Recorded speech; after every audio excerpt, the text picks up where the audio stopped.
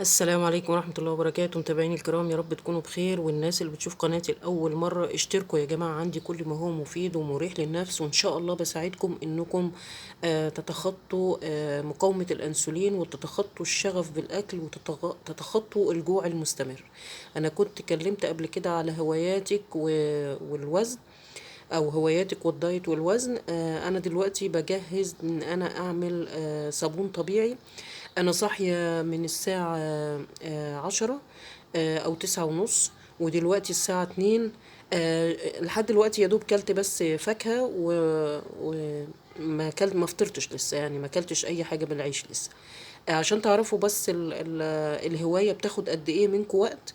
بصوا عملية التجهيز، يعني دي الزيوت اللي انا بستخدمها: زيت جوز الهند، زيوت طبيعية، وزيت الزيتون، ودي المية المقطرة. عشان موضوع الصابون الطبيعي بيحتاج حاجات معقمة. خليكم